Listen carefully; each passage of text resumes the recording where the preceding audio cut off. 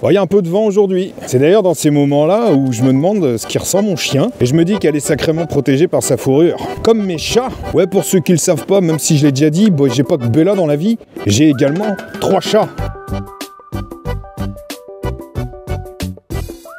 Enfin, j'ai 3 chats. Je dirais plutôt que j'habite chez eux. J'ai pas du tout la même relation avec mon chien qu'avec mes chats. Non, ma Bella, elle me promène en laisse, alors que mes chats, ils me mènent en bateau. Bateau, jeu de mots.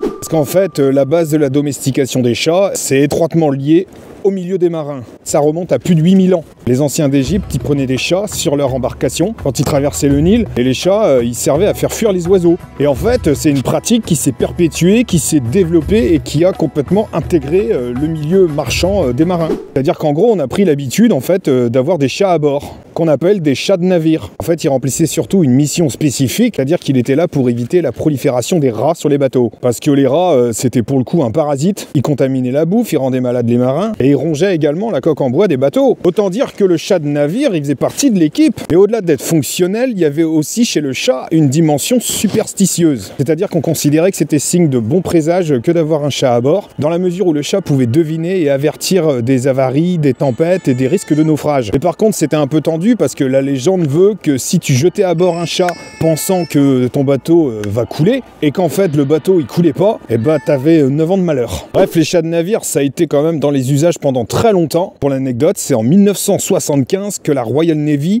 a cessé d'avoir recours à des chats sur les bateaux. Ok Fabrice, maintenant tu nous racontes ton histoire. 1883, précisément le 12 septembre, à Belfast en Irlande, naquit Joseph Mulholland. Joseph Mulholland, il est issu d'une famille catholique, il a été orphelin de père très jeune, et sa mère qui était blanchisseuse, elle s'est remariée rapidement avec un ouvrier protestant, et elle a eu 2 autres fils. Bref, Joseph passe son enfance avec sa mère, son beau-frère et ses demi-frères. Il grandit et rapidement, il décide de rejoindre le monde marin. C'est peut-être un petit clin d'œil à son défunt père qui était marin. Et il devient ouvrier sur les bateaux, notamment en qualité de surveillant des chaudières. Alors Joseph, c'est pas un petit bonhomme, il fait quasiment 1m80. Il a un caractère bien trempé. Sur les bras, il a plein de tatouages. Spontanément, tu te dis, l'Irlandais, faut pas l'embrouiller. D'ailleurs, le surnom de Joseph, c'est Big Joe. On ne cherche pas des noises à Big Joe. Sauf que malgré le pédigré, Big Joe, c'est un vrai sensible et il voue une affection toute particulière aux chats. Et c'est là que de votre côté, vous commencez à voir le lien. Un marin qui aime les chats. Après son petit passage à la Royal Navy, Big Joe, il continuait de travailler de chantier en chantier. C'est ainsi qu'il fut embauché pour participer à la livraison d'un nouveau bâtiment des chantiers de construction Harland & Wolff. C'est une entreprise irlandaise qui avait signé des accords en fait de construction de bateaux pour une compagnie maritime anglaise, la White Star Line. Et sur le contrat, il était prévu de livrer 3 paquebots similaires, l'Olympique, le Gigantique, qui après a été réquisitionné en navire-hôpital pendant la guerre. Du coup, c'était plus le Gigantique, c'est devenu le Britannique. Et le dernier que vous connaissez bien, le Titanic. Toujours est-il que Joseph Mulholland a accepté le boulot. Pour résumer, il y a une entreprise qui construit un bateau à Belfast en Irlande, et le but c'est de l'amener en Angleterre, à Southampton. Southampton. Il est dur à dire. Southampton. Pour le terminer, faire les finitions, les moulures et la déco, et puis vérifier si tout roule. Enfin, tout coule pas. Bref, le taf commence, on est encore en Irlande, Big Joe fait son taf normal, et sur le quai, il croise une petite chatte errante. Alors lui, je sais pas s'il a eu pitié, s'il a craqué pour le petit minois du petit chaton, toujours est-il qu'il a été chercher une petite boîte, il a mis la chatte dans la boîte, et puis il est retourné dans ses chaudières avec le chat à côté. Entre les deux, la relation s'est créée hyper rapidement, au point où Big Joe lui a même donné un petit nom, Jenny. Et la relation, elle était fusionnelle, La petite Jenny demandait l'approbation de Big Joe pour faire quoi que ce soit. Pendant ses pauses, plutôt que d'aller au port boire des coups et fumer des clopes, lui, il faisait des papouilles à son chat. Et en fait, sur le bateau, tout le monde s'est habitué au petit chat. Les gens l'aimaient bien, lui donnaient à manger, et puis en plus, elle permettait de lutter contre les souris et les rats. Au point où un de ses surnoms, c'était Mother. Mother ?